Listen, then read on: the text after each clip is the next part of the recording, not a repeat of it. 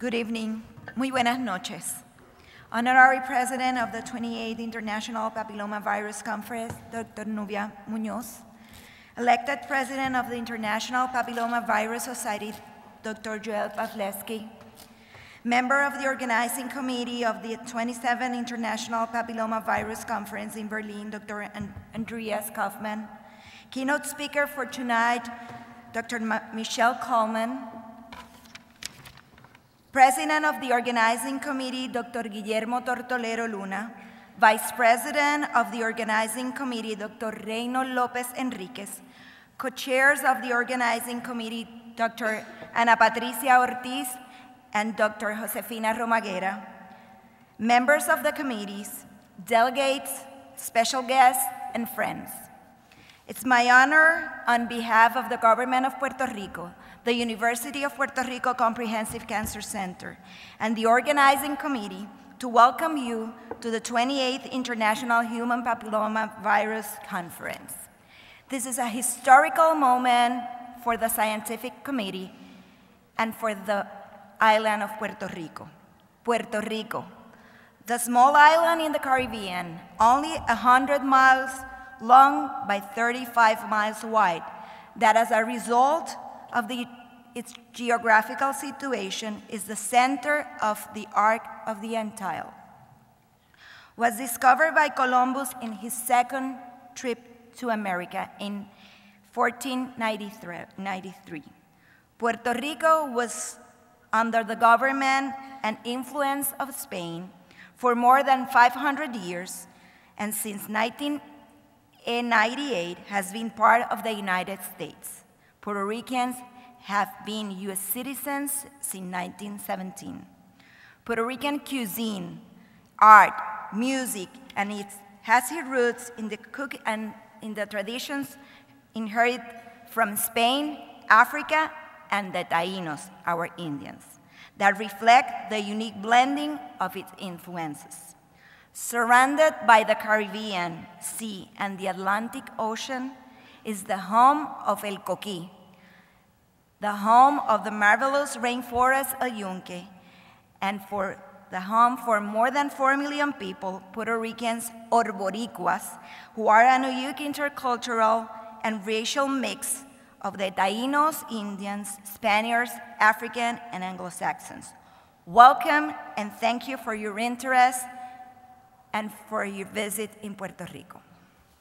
Now I would like to invite Dr. Guillermo Tortolero, the chair of the Organizing Committee of the 28th International Papillomavirus Conference, to join us on stage for a brief message. Dr. Tortolero.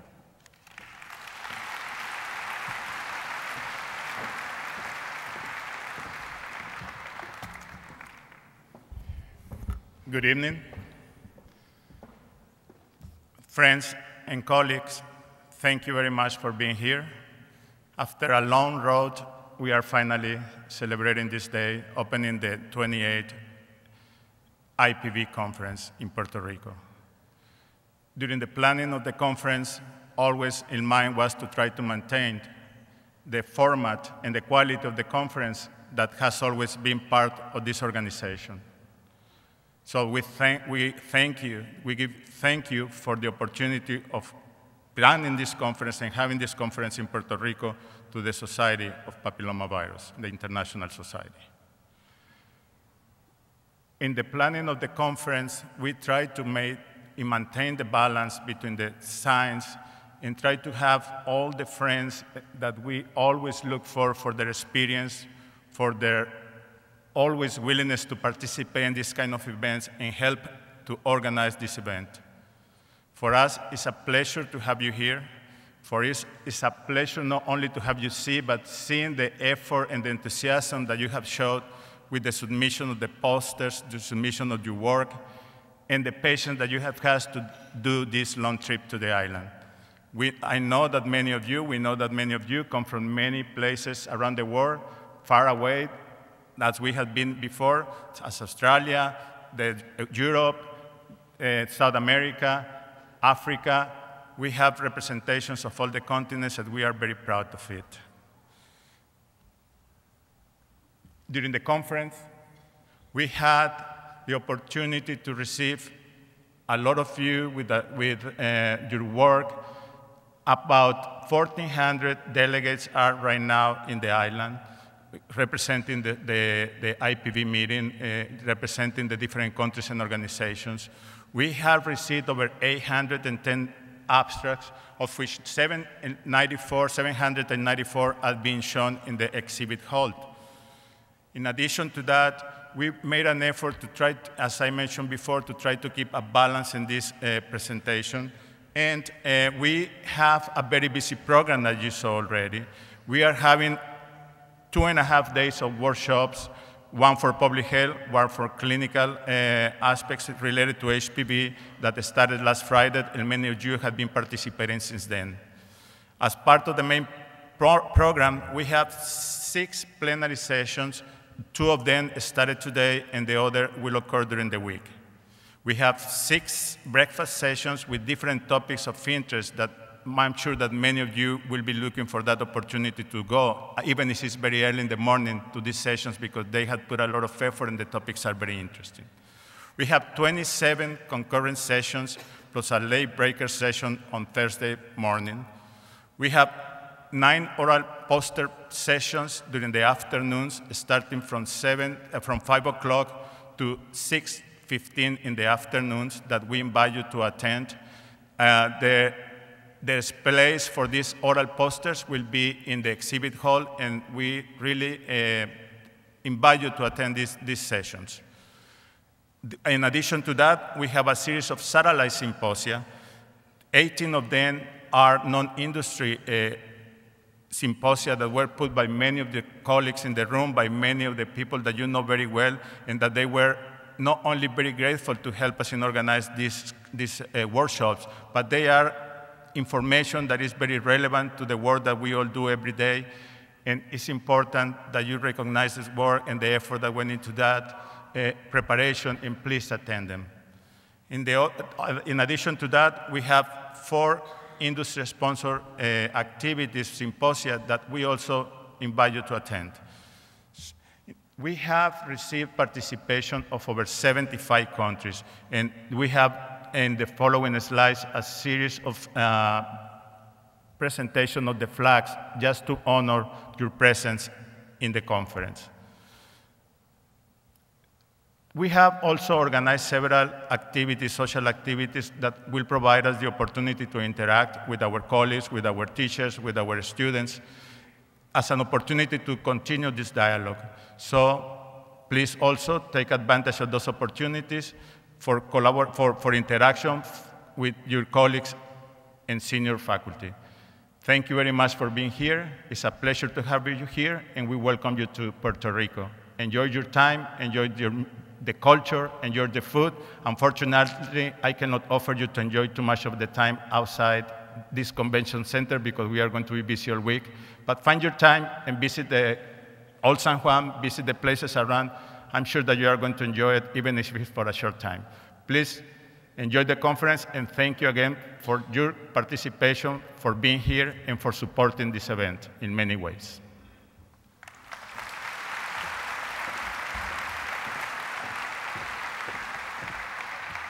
Thank you, Dr. Tortolero. I'm honored now to invite Dr. Maria Nubia Núñez, Dr. Nubia Núñez, Honorary President of the 28th International Papillomavirus Conference. Buenas noches, amigos y colegas. Well, actually, my name is Nubia Muñoz. I am very grateful to the organizing committee and to especially the president, Guillermo Tortolero, and the IPV Society for the great honor of naming me honorary president of this important conference. It's a great honor, not only for me, but also for my country, Colombia, and for Latin America. Guillermo has asked me to show you a few aspects of the burden of HPV diseases with emphasis in Latin America. In this first slide, First slide, please. Okay. I have put this graph showing the prevalence of HPV cervical infection in women with normal cytology. This is based in a meta-analysis including over 1 million women. This is a publication by Laia Bruni from the group of Xavier Bosch in Barcelona. And you see that the global prevalence is around 12%, but there is a great variation with very high prevalence in the Caribbean, 35%, and the lowest in West Asia. When you go to the age-specific prevalence, we see that the prevalence is highest in young women, in women under 25, and then there is a progressive decline. But in some regions, especially in Latin America and perhaps in Africa, there is a second peak around middle age. So I believe something is going on middle age in the sexual behavior of women and men. Middle-aged devil, maybe? The colleagues from IR have estimated the proportion of human cancer attributable to HPV and come with a figure close to 5%, but this is higher in women, especially in women from Sub-Saharan Africa and from India, where this attributable fraction is around 15, 17%. When we go to the age standardized incidence rates, we see that cervical cancer is number 2 globally. In developed regions is number 7, cancer in women, and in developing or less developed regions is second.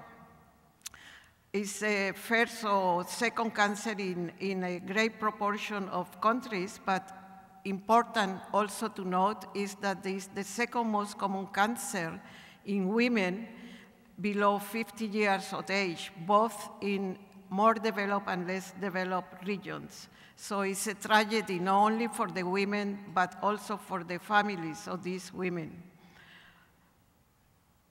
For Latin America, it's the second most common cancer, and we see that there is also regional variation, with the highest rates being reported from countries like Paraguay, Bolivia, Peru, Guyana, and some Central American republics, and lowest from Argentina, Uruguay, and Chile.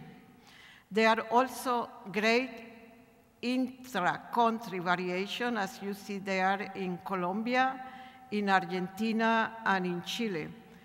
And this is important because that means that prevention strategies had to be tailored to the development of these regions.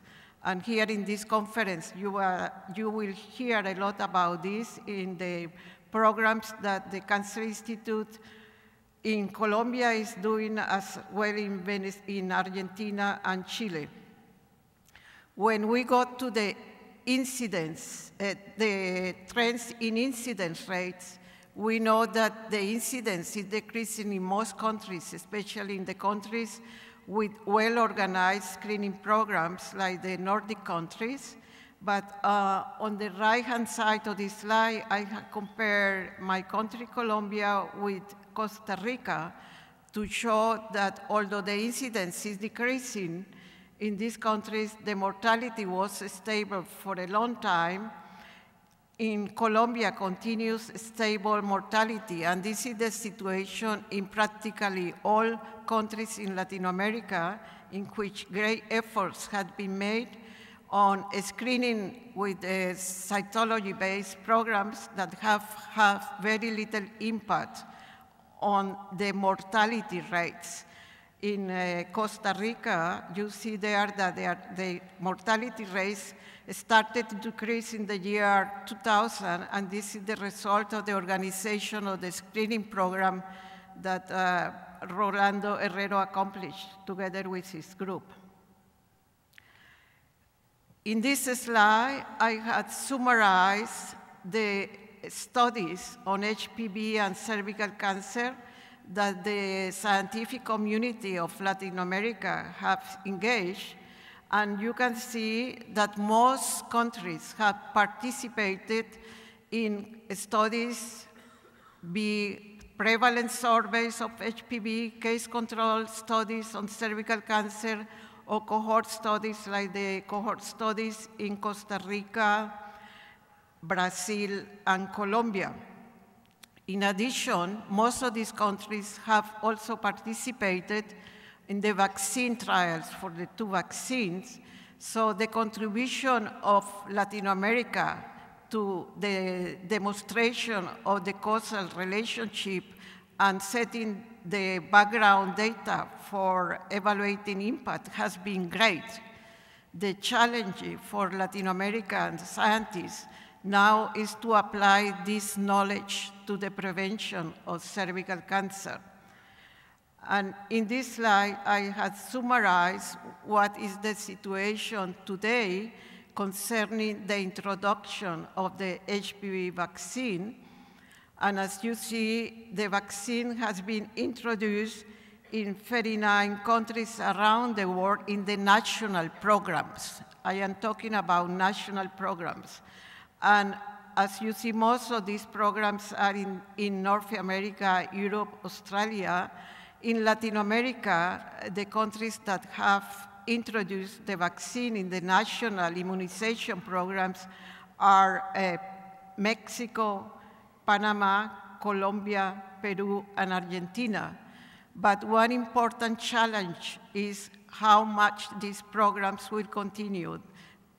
And we had an example. I just learned that, for example, the immunization program in Peru has stopped recently. So not only initiation, but sustainability is a great challenge.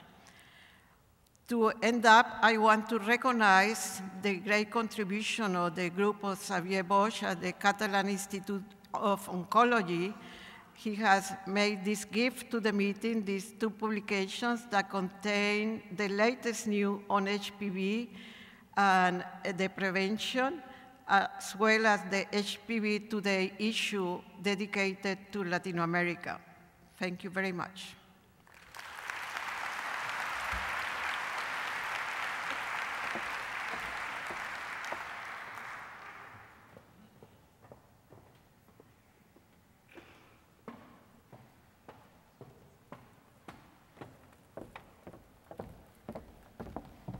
I want to invite Dr. Guillermo Tortolero to join us for a present to Dr. Nubia Muñoz.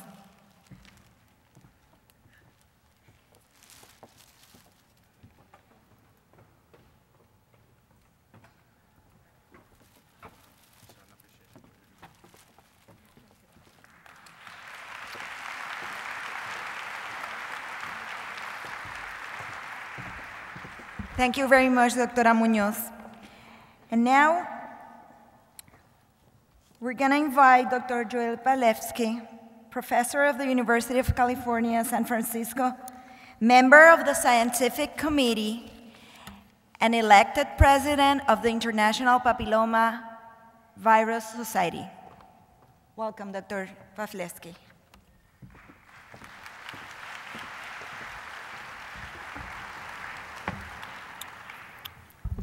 Good evening, everybody. On behalf of the International Papillomavirus Society, I'd like to extend my personal welcome to everybody in this beautiful island with its beautiful people and the land of the coquille. It is a great privilege to be here, and we thank you for your very warm welcome.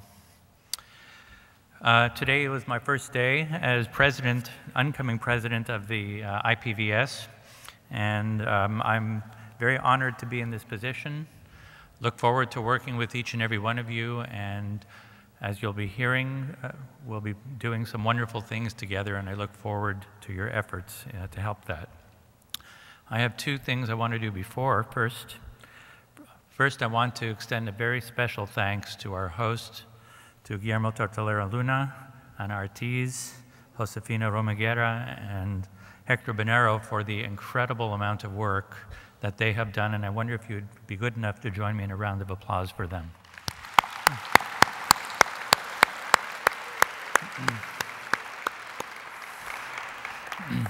I've been in this position myself, and I know what an incredible labor of love it is. And so from the bottom of my heart and from everybody else here, we thank you deeply for the sacrifice of time and effort and aggravation that I'm sure you have on occasion experienced. The other thing I'd like to do is extend a very special thank you to our outgoing president of the IPVS, Dr. Betty Steinberg, who needs no introduction to any of you.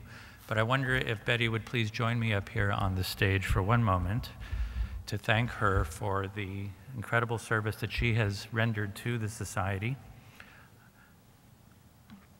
I have a very small token of our society's appreciation to her. It says, in honor of Betty Steinberg, PhD, for her outstanding service as president of the International Papillomavirus Society, 2011 to 2012. And for those of you who can't see it, there's a globe on the top of it representing, I think, the global impact of her work and the work that she has helped to contribute to as president of our society.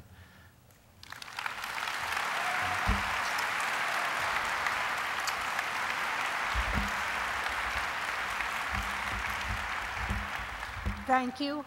This really should go to all of you because you're the ones that make this society great. Thank you.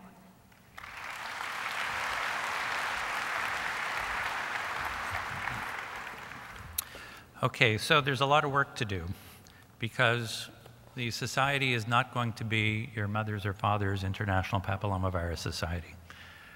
We're going to ramp things up, and we're going to do a lot of things that we've all wanted to do for a long time. And again, this is going to take a lot of work on everybody's part. To explain some of the many changes that we're going to be having, I want to invite everybody to the general membership meeting that's planned on December the 5th. It's in your program. It's outside this ballroom. Lunch will be included, so please come and plan to participate, and you can have your lunch. So, what are we doing? I'm just going to give you a very, very brief description right now because there are going to be more details to follow. But today, for example, our board, your board, selected an association management company that will help to run this society professionally from now on, and will make a very major change in the way that society affairs are run and the way that we as members interact with it. That will include a professional website.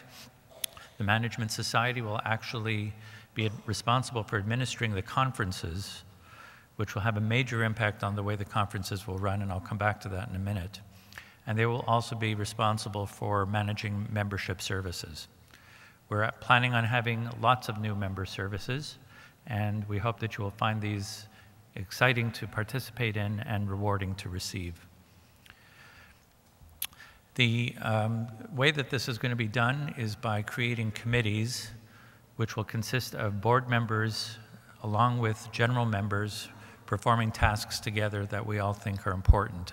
I have a very partial list of these, but most important of which is fostering scientific collaboration in a number of ways, beginning to work on public education on the behalf of the body of scientists represented here in the IPVS, groups to consider policy positions, to advocate for HPV research, and many more.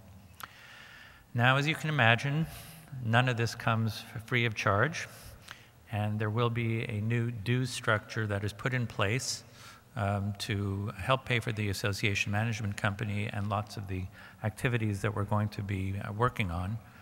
I do want to tell you that it's not so bad. And I will say that we have not yet decided exactly on the amount of dues, but I will tell you, just so you can start to register it, that it will be on the order of about $125 a year for active members. So there'll be a lot more information about that coming at the General Membership Society.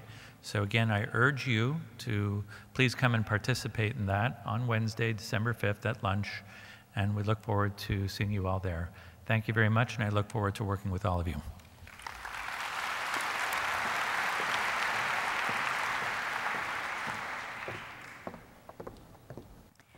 Dr. Michelle Bachelet, former president of Chile and executive director of UN Women, was unable to participate in this meeting, but we have a message that she kindly sent for the audience that are sitting tonight. Queridas amigas, queridos amigos, buenas tardes. Es un placer saludarles en esta 28ª Conferencia Internacional sobre el virus del papiloma humano. I congratulate President Betty Steinberg and the International Papillomavirus Society for organizing this important forum to exchange knowledge and findings in HPV research. This conference couldn't be more timely. Today, cervical cancer is the leading cause of cancer death for women in the developing world. Our challenge is to emphasize prevention and expand access to vaccines and screening to women around the world. The right to sexual and reproductive health must become a public health priority. Over the past decade, developed countries have drastically reduced cases of HPV and mortality rates for cervical cancer. But in sub-Saharan Africa, Asia, and even in Latin America, lack of access to adequate screening and prevention means that one, the most easily preventable, detectable, and treatable forms of cancer is striking down more and more women, especially poor women. Today, 8 in 10 women dying from cervical cancer live in the developing world. As doctor, former Minister of Health in Chile, and now as the Executive Director of UN Women, I know the special attention needed and the benefits that come from improving the health of women. When women are healthy and educated, poverty, poor health and malnutrition decline, and living standards and economic growth rise higher. Women put 90% of their income back into the families and the well-being of the children. But this also means that 100% of a family's future is at risk when women are diagnosed with cervical cancer, from the loss of jobs to school absences to lack of cooking and childcare. While we work to expand access to information, vaccines, and screening for preventive care, we must also promote women's rights, equal opportunities, and empowerment. By taking a comprehensive approach, we can drastically reduce sexually transmitted viruses such as HPV. The public health challenges caused by HPV highlight the importance of cooperation across borders and across sectors, from governments to academia to civil society. We must all work together for healthy, just, and equitable societies. UN Women stands beside you and commends you for your commitment to finding solutions to the challenges posed by HPV in all its forms. I wish you a productive conference and look forward to hearing about the outcomes and the way forward together. Thank you very much. I'm honored to call to the stage the keynote speaker for the night, Dr. Michelle Coleman. Dr. Coleman is professor of epidemiology and vital statistics and Department of Non-Communicable Disease Epidemiology of London School of Hygiene and Tropical Medicine. Dr. Coleman.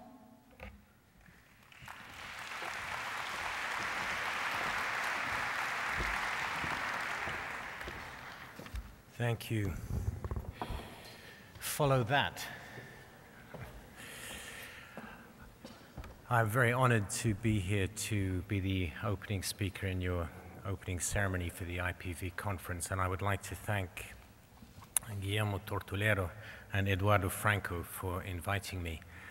But in view of the situation, I find it something of a hospital pass to follow some wonderful dancing like that and to be the only person remaining between 1,500 people and their free cocktails.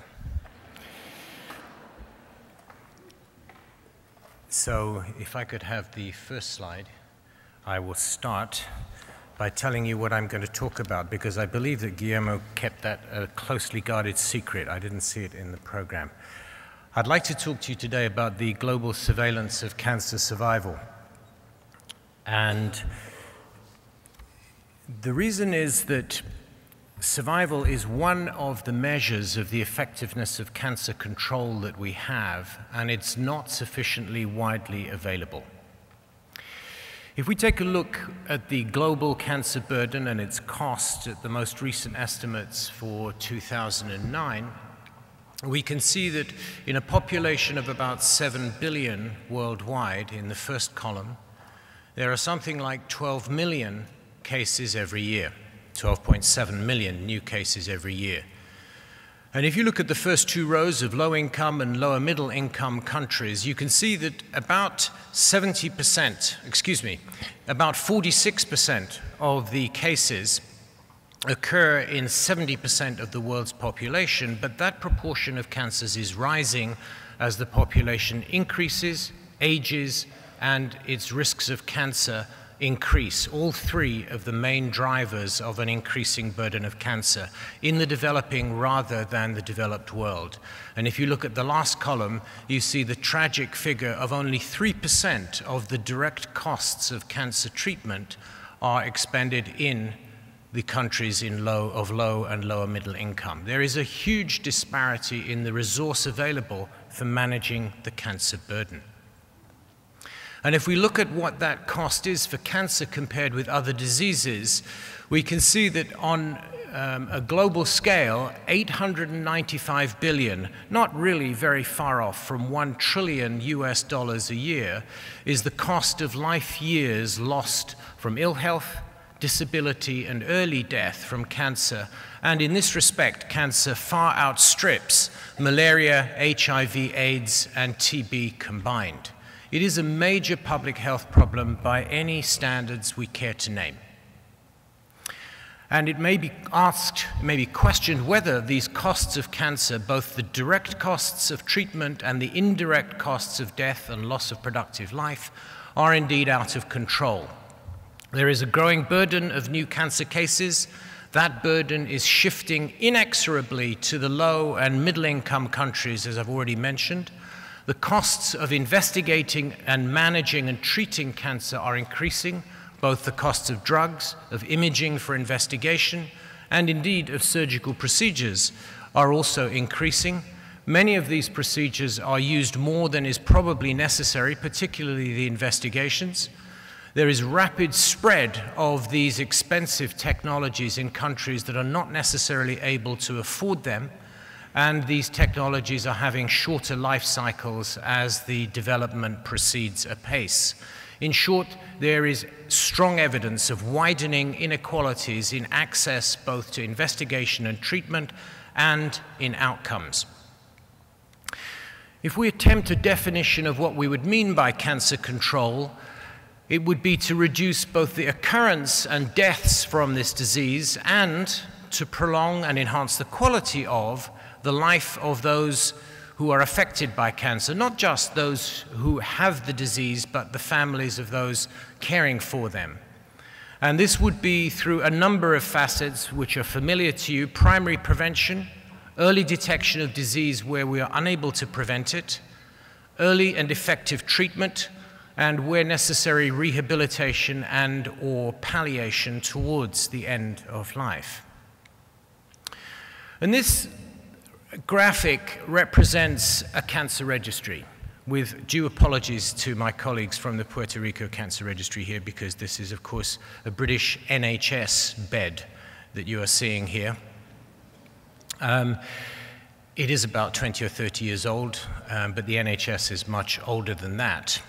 And these two investigators are looking at a population. That is their patient. Epidemiologists do that. They study the entire population to try to draw wider conclusions for the public health.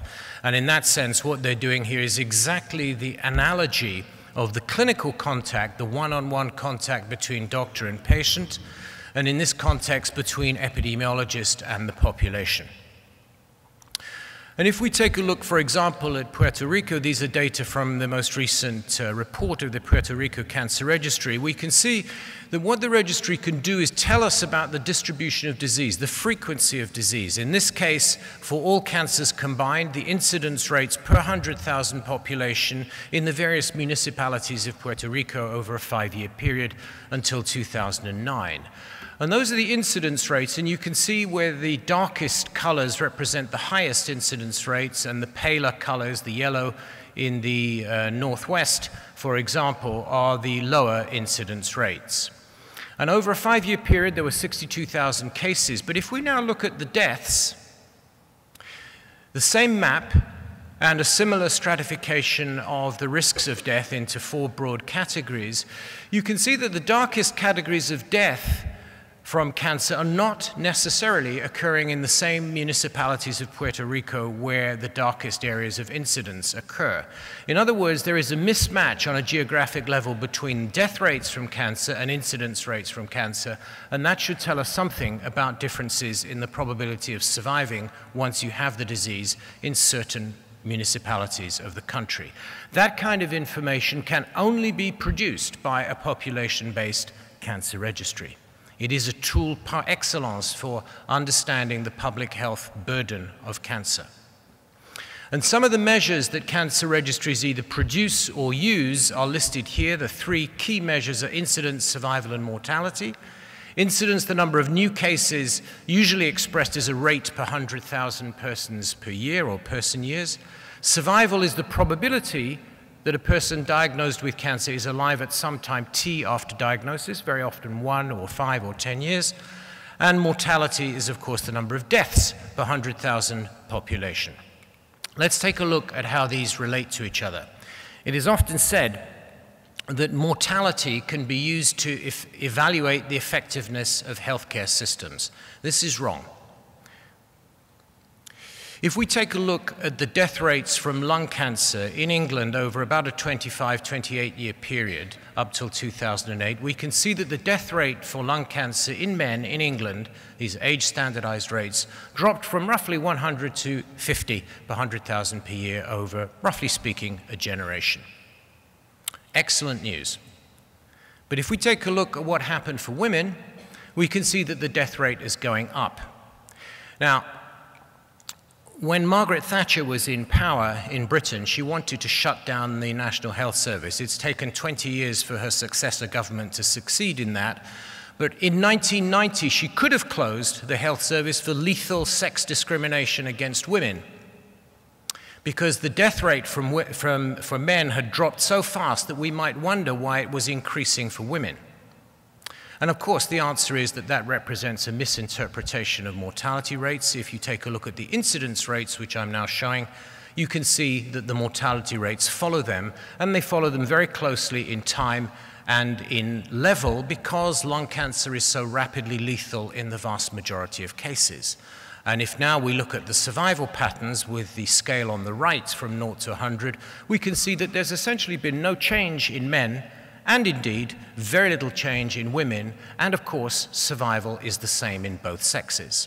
So there is no sex discrimination in the health service, but of course if we used mortality to evaluate the effectiveness of health services, we would draw the wrong conclusions. Now, the World Cancer Declaration in 2008 was updated, and it set out 11 ambitious goals for 2020, and I've listed some of them here, not in the order they were pronounced, so that goal number 11 was achieving major improvements in cancer survival worldwide. And that obviously fits with the need for global surveillance, which I'm going to come on to in a moment. They were also talking about improving measurement of the global cancer burden and the impact of cancer control interventions, ensuring the effectiveness of delivery systems. And all of these trends and patterns of cancer survival inform. Dispelling damaging myths and misconceptions about the fatality of cancer, or lethality of cancer, is extremely important in developing countries in particular, where that is often a reason for not even seeking treatment in the first place when someone is told they have cancer, because there is nothing that they can do. And showing that survival, either in their country or somewhere else, is high or can be much higher than they know, changes those myths, destroys them, and enables people to go and seek treatment. Now, cervical cancer is obviously of great importance to this particular conference, and I thought you'd be interested in these patterns of screening or early detection as the case may be, for cervical cancer in the age range 20 to 69. These are data from the Organization of Economic Cooperation and Development, valid around 2000 and 2009 respectively. And you can see there is a massive discrepancy between around 85% in the US and the UK and somewhere around 25% in Hungary and the Slovak Republic. And these are not the poorest countries in the world. Imagine what the level of early detection is in some of the poorest. It is also clear, if you look at the left-hand block on this slide, also from OECD data, that women of greater wealth or high income are more likely to participate in cancer screening. I'm sure that will surprise nobody in this room, but the range of difference in the proportion of women screened by virtue of rich and poor within each of these countries in the left-hand block relating to cervical cancer is remarkably wide, as is the overall level of cancer screening. There is still a lot to do. Now, if we look at cervical cancer survival, these are data from the EuroCare 4 study, which has been going, well, EuroCare as a program has been going for over 20 years now. This is the 4th cycle showing patterns of survival for women diagnosed at the end of the 20th century and followed up for the first few years of this century. And you can see that with the 5 geographic blocks of data, Northern Europe, Denmark, Finland, the Nordic countries, Ireland and the UK, and then the 3rd block is Central Europe. The 5th block with Italy, Malta, and Portugal is Southern Europe, and finally Eastern Europe, represented here by the Czech Republic and Poland. And you can see that the range of 5-year survival, adjusted for background mortality, which is why we call it relative survival, is already wide at 50 to 65%. If we look at oral cavity, I deliberately included numbers which I'm sure you won't be able to read or won't be interested to read right now, but the slide presentation will be available later, and I think the numbers here may be interesting, showing you the numbers of patients whom we are able to include in studies of cancer survival for each of the individual cancers across Europe, with 23 or 24 countries participating. And you can see that for oral cavity, cancers of the oral cavity, there is again very wide variation in survival, from around 25 to almost 60%. These are huge variabilities in survival which need to be removed or addressed. Also, if we look at survival from cancers of the head and neck, similar variability occurs, not all of it predictable, and in some cases certainly avoidable.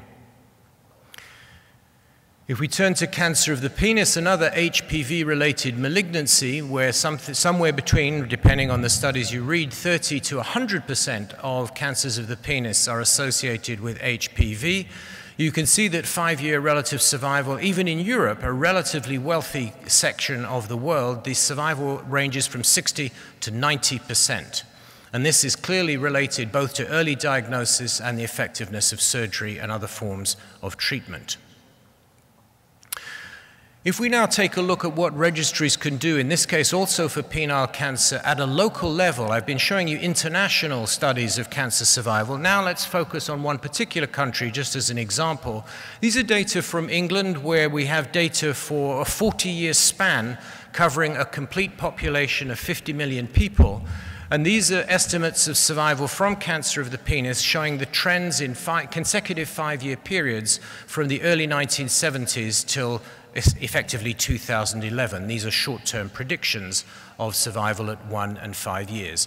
And you can see that that's generally very good news. There is progression of both 1 and 5 year survival, so that around 2006 to 2010,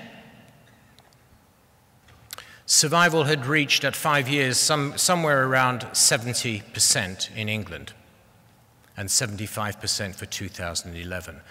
But what about the age breakdown of survival? Once again, controlled for background mortality by age, there is a very large difference in survival rates between men aged 15 to 49 and men aged 18 to 99, even after controlling for their other causes of death. And this suggests, at least in England, that there is a measure of ageism in treating the malignancy, as well probably as late diagnosis. This is clearly a malignancy that causes fear and shame as well as fear of death, obviously, but shame in seeking help for it. And maybe that in the older sectors of the population, that is more severe than it is in younger sectors of the population. We can also look at the same data split by socioeconomic status, with the least deprived, or if you like, the wealthiest on the left, and the most deprived on the right. And these are 1 year and 5 year survival patterns for within the last 5 years of diagnosis, 5 to 6 years ago. And again, this is controlled for the differences in mortality from other causes between rich and poor. And there is clearly a difference in survival of 5 to 10% between the richest and poorest sectors of society. And these are the kinds of detailed studies that can be done within a country once you have international comparisons suggesting that is particularly worthwhile. If we can turn our attention now to surveillance of cancer worldwide. Why is this so important? I've shown you some examples of where both national and international studies have excited interest and in many cases have led to development or refinement of national cancer strategies. At a worldwide level, we need measurement of the effectiveness of health systems. Freddie Bray gave a talk which I was unable to attend earlier in the meeting, but I understand that he mentioned the dictum of Margaret Chan that what gets measured gets done. And until we measure cancer survival worldwide in a comparable fashion, it's not going to be possible to redress the worst imbalances and inequities, and we know many of these exist. The first worldwide study of cancer survival was published 4 years ago, involving 31 countries and 101 population-based cancer registries who contributed data for 2 million, almost 2 million cancer patients, adult cancer patients, with the 4 major malignancies shown on that slide. And these were patients diagnosed in the early 90s and followed until the end of the century. And this slide just shows one of the sets of results, 5-year relative survival for breast cancer in adult women, where the horizontal scale is 0 to 100 of relative survival. It is corrected for differences in age structure of the cancer patients between countries, and also corrected for differences in background mortality by age between countries. The color codes represent the continents. I'll leave you to work that out from the legend. But what I really want you to see is the huge range in survival from above 80 to just under 40% survival at 5 years in Algeria. These are huge and avoidable inequalities in survival. If we look within the populations of the richest country of the world, the USA, the pale bars here representing 5-year survival also from breast cancer in adult women in white women, and the darker bars representing the same statistic for black women, once again controlled for background mortality as it differs between races and by age and by state. And you can see that there is a glaring inequality in survival between blacks and whites. This is systematic for all cancers that we studied and across all the states. And it occurs even where the proportion of the population who are black, such as in Atlanta, is more than 25%. This is not an issue of going to different hospitals. These are women going to the same hospitals as white women who are not achieving the same outcomes. These differences in survival represent many thousands of avoidable premature deaths. If we look at those same data in a different way, using a funnel plot, where data points represent registries, either those in the SEER program or the National Program of Cancer Registries, the filled symbols represent data for black women, the open symbols represent data for white women, and those data points that appear in the funnel, the kind of lateral funnel shape around the central line of around 85%, which is the national average in the data that we had, those data points appearing inside the funnel represent acceptable variation within random variation around that mean level. What you can see is not only are the black populations or survival in the black populations outside that funnel for the most part, but they are substantially and significantly lower than the corresponding estimates for white women. The same is true for colon cancer. It is an even more stark separation than is the case for breast cancer. What we propose to do is carry out or initiate surveillance of cancer survival worldwide. That first study 4 years ago was a first attempt to develop cancer survival estimates worldwide. Now we think that this kind of survival should be as systematic and continuous as the surveillance of incidence that has been conducted first by UICC and for the last 40 years or more by the International Agency for Research on Cancer with its series Cancer Incidence in 5 Continents. We think it's just as important to do that and to maintain surveillance of mortality, which has usually been done by the World Health Organization in Geneva, and those data are compiled by IARC in Lyon and made available online. The Concord 2 study will initiate global surveillance of cancer survival. Now over 200 cancer registries worldwide have registered to participate in the study from 60 countries on all 5 continents. We will be able to study long-term trends in survival for 10 major cancers. These were cancers suggested by the registries worldwide, and so curiously or not, as the case may be, the 10 cancers listed at the bottom of this slide happen to represent collectively about 63% of cancers in both developed and developing countries. But of course, the proportions are different for each cancer. We will look at adults diagnosed with these cancers between 1995 and 2009 or a more recent year to start with. We'll follow up till 2009 or later for the probability of survival.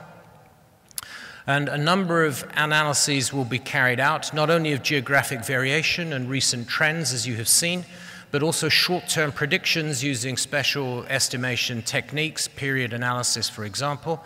And we will look at survival by race and ethnic group, not only in the USA, but also in New Zealand, Singapore, the UK, and a number of other countries that collect data on race and or ethnicity at diagnosis. In some countries that is simply illegal, and in other countries it's not collected even if it could be.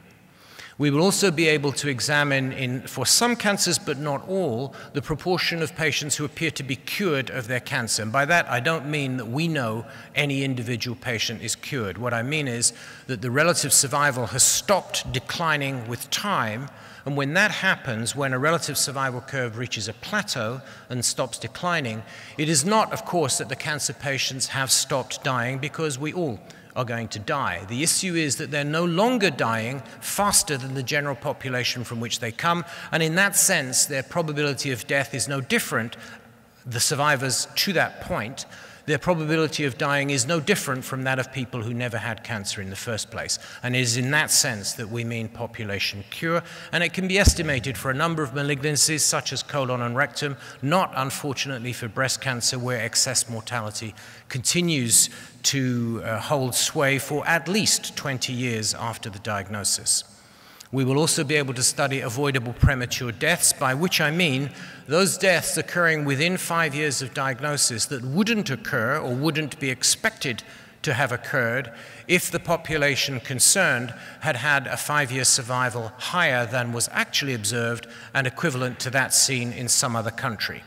And that kind of comparison, for example, has enabled us to show that in Great Britain, 11,000 such premature avoidable deaths occur every year from cancer, because relative survival in Britain is lower than in comparable countries in Western Europe.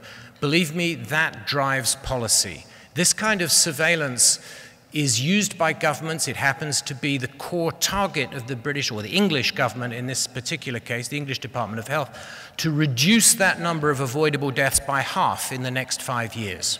It is that kind of target that is driven by data coming from cancer registries that enable us to say how many people are dying unnecessarily because survival is too low. And I didn't think this slide was going to come up, and I'm going to skip it because it's too detailed. I thought I'd hidden it. I'll come back to it if anybody has questions. I want to show you that in the first study, we were able to study data from 31 different countries, primarily in Europe, 29 more have joined us in the second study, and we now expect to receive data from 60 countries worldwide, and growth has been particularly strong in the sense of recruitment to the study in Asia and in Latin America and Africa. We don't know that all of these registries will provide data. 1 or 2 failed to do so last time, and those that do provide data will be subject to quality control, and maybe some of them won't make it, but there will still be a very large number of data sets, and at the present time, this slide is already out of date. We expect there to be no fewer than 220 submissions from cancer registries around the world. And I'm particularly glad that we will have 24 in Central and Southern America.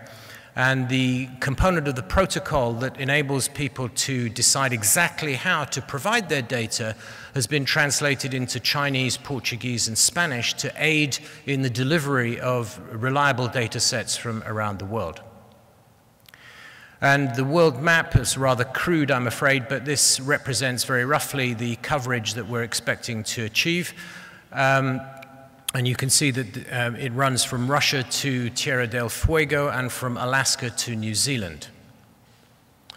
In Europe, the pattern is a little more easy to see with a slightly wider scale. The dark blue represents national coverage, the light blue countries where there are no national registries, but one or in many cases several or many regional cancer registries.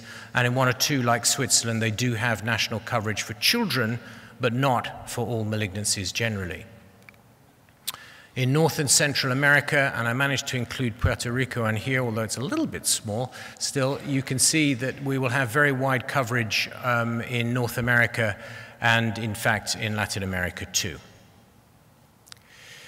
Why are there global variations in cancer survival? When I show these data to clinicians, I've spent too many years doing this, and I still have the scars on my back from presenting these kinds of data to clinicians who say, listen, if the survival data you're showing here show us as being lower than in some other country, your data are wrong because I'm a good doctor. And I have to tell them gently that that is a premise that doesn't support the conclusion. Because in fact, doctors are only part of the solution to cancer survival. If you don't invest in health resources, you can't deliver care. There are 30 sub-Saharan African countries which have not one single radiotherapy machine. Not one. Radiotherapy for cervical cancer was developed in the Christie Hospital in Manchester in the 1930s. The fact that it still can't be delivered approaching a century later in many countries around the world is a crying shame, and it is a lack of investment. And that kind of investment, or lack of it, should be highlighted by data of the kind that we expect to produce. If you don't measure it, it won't get done. Differences in survival also relate to access to diagnostic services, such as, for example, imaging or pathology. In some Central African countries, there is no pathology.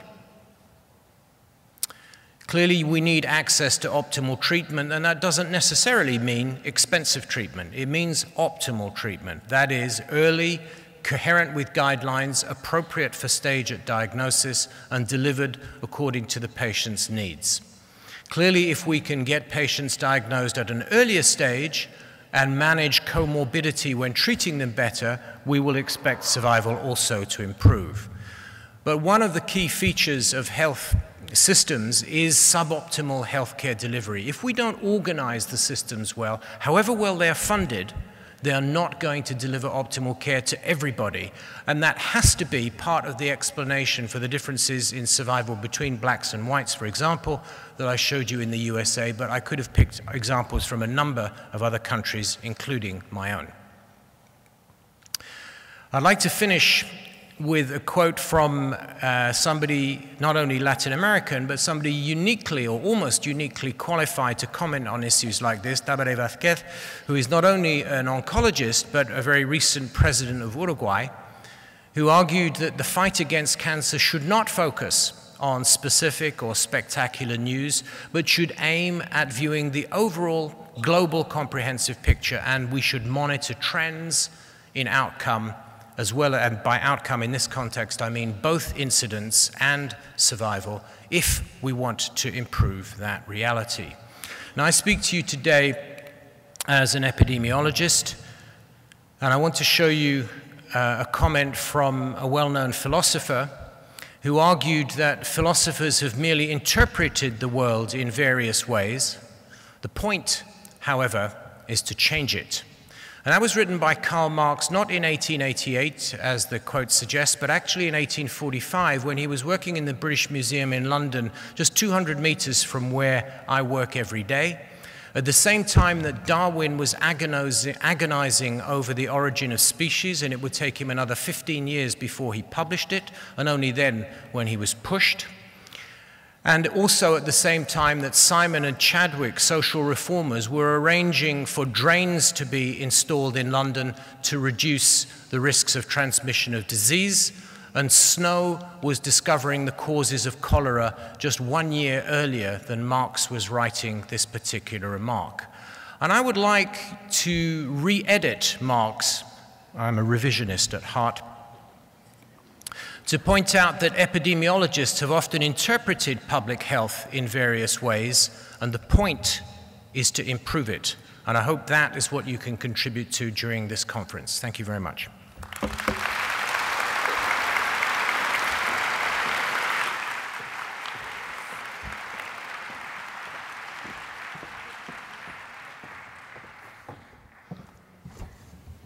Thank you, Dr. Coleman. We have a token of appreciation for your visit to Puerto Rico and your excellent presentation. We want to, before giving this little token of appreciation to Dr. Coleman, I want to recognize the great effort that he's doing in being here with us today. He traveled from England yesterday, or Friday, sorry, and he's leaving tomorrow to another journey to India, continuing with the work he has done over the last years. So we thank you for your presence here. We thank you for your presence here and for that effort that you have done to be here. That had been a highlight of the conference already. Thank you very much. Thank you very much.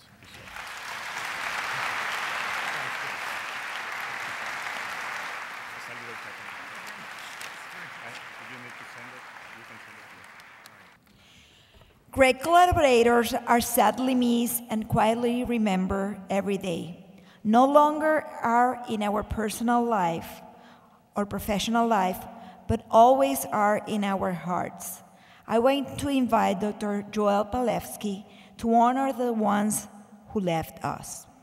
So I have the honor and privilege to memorialize colleagues and friends who we've lost since the last meeting.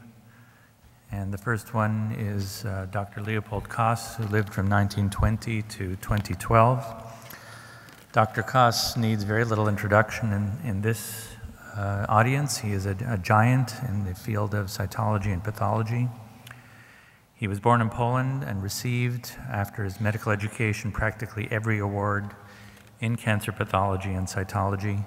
To name just a few, he received the Morris Goldblatt Award from the International Academy of Cytology, the Vienna Award of the Papa-Nicolau Institute, the Alfred P. Sloan Award in Cancer Research, the George P. Papa-Nicolau Award of the American Society of Cytology, the Stewart Award of Memorial Sloan Kettering Cancer Center, Vandenberg Hill Award of MD Anderson, the Médaille d'Honneur from the Free University of Brussels, just to name a few. Of course, Dr. Koss is known for having been chairman of the Department of Pathology at Montefiore and Albert Einstein College of Medicine, and is largely known in this group for his having termed the coilocyte as the manifestation of HPV replication. Another person who was well known and loved in this group was Dr. John Sellers, who lived from 1946 to 2011. Dr. Sellers hailed from my home country, Canada, was one of the first medical students at McMaster University when it opened and became a clinical professor there. He was actually in family practice for 25 years, was an attending physician at the Colpo Clinic at Harborview Medical Center in Seattle between 2003 and 2007, and made a shift in his later career, moving into global health and cervical cancer prevention, working largely with the World Health Organization, PATH, and the Bill and Melinda Gates Foundation. John actually was involved in several very large efforts, most of which he led. He received a grant from the Bill and Melinda Gates Foundation to develop and test new screening approaches for cervical cancer in developing countries in 2003. In 2006, he developed another very large program to provide evidence for the introduction of vaccines in developing countries. And in 2007, he received another grant from the Gates Foundation to develop rapid molecular testing for HPV in conjunction with PATH for cervical cancer in developing countries. It's had a major impact. We also lost William Reeves, born in 1943, died in 2012. So Dr. Reeves is also very well known in this group. From 1989 to 2010, he was the chief of what was then called the Viral Exanthems and Herpes Virus Branch at the National Center for Infectious Diseases, now known as the Chronic Viral Diseases Branch at the CDC. Bill actually had a very wide range of interests, including mental health, an interest in arbovirology and tropical infectious diseases, largely in Panama, and achieved quite a bit of fame for his work in chronic fatigue syndrome, not an HPV problem, at the CDC for 20 years.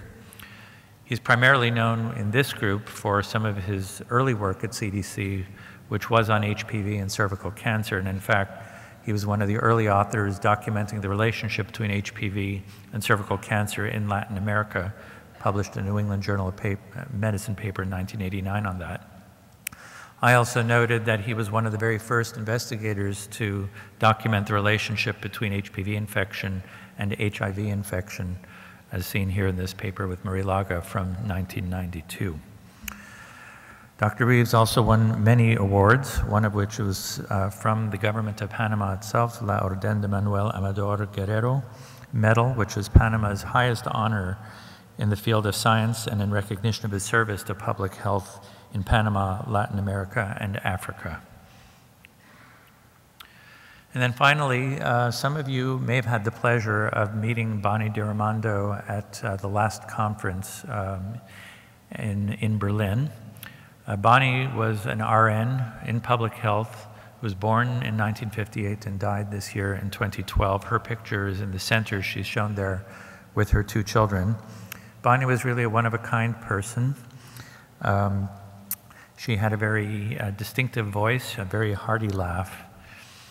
And her daughter, who was in that picture, was quoted as saying she was an amazing mother and HPV cancer advocate who dedicated her life to helping others. And one of the ways that Bonnie did that was by publishing this book. Some of you may have read it. It was called Any Mother's Daughter. It included a foreword by Harold Zerhausen. Her obituary actually also quoted something quite similar to what her daughter said. It said, she dedicated almost every moment of her life to HPV, helping people and trying to make people more aware. So Bonnie will be very missed as well. I wonder if you would please honor our colleagues by standing for one moment of silence.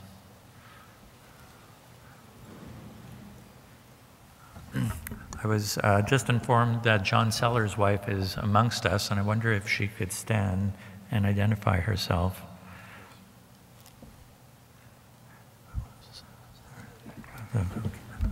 Well, thank you so much for joining us. And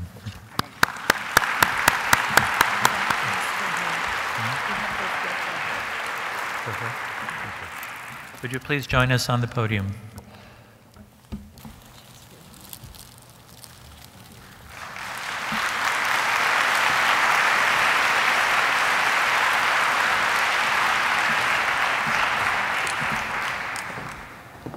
Now I'm going to invite to stage Dr. Andreas Kaufman, member of the organizing committee of the 27th International Papillomavirus Conference from Berlin.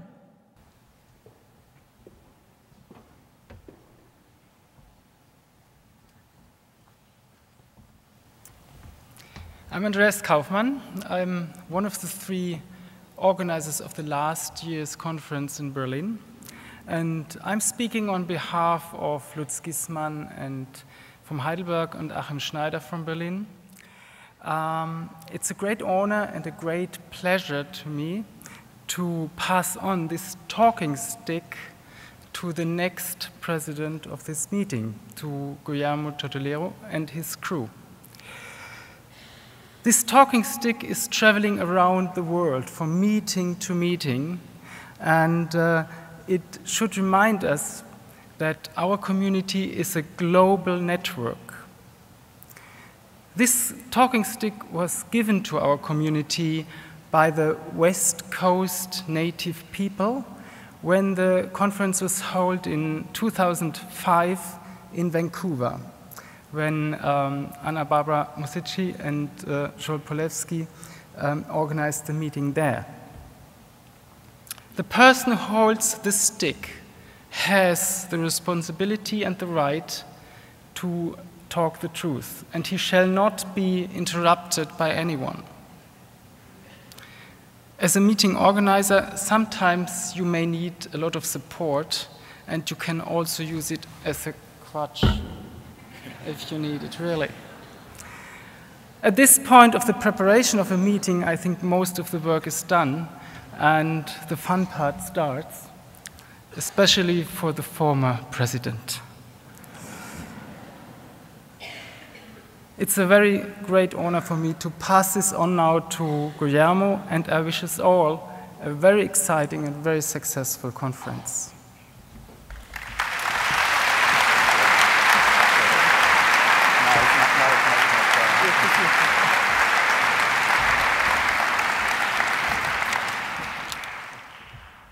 Thank you very much, Andres, for this honor, and thank you for being here after the hard work that you did in the last conference. I want to have the opportunity to thank the committees here in Puerto Rico, Ana Patricia Ortiz, Josie Romaguera, and all the other members of the committees, like the organizing committee of the program that you are going to be enjoying this week. We have a very good group of friends and colleagues who have been putting a lot of time and putting this academic program for you. And this also belongs to them in many ways. So thank you very much, and you know what it means now, so you better watch it.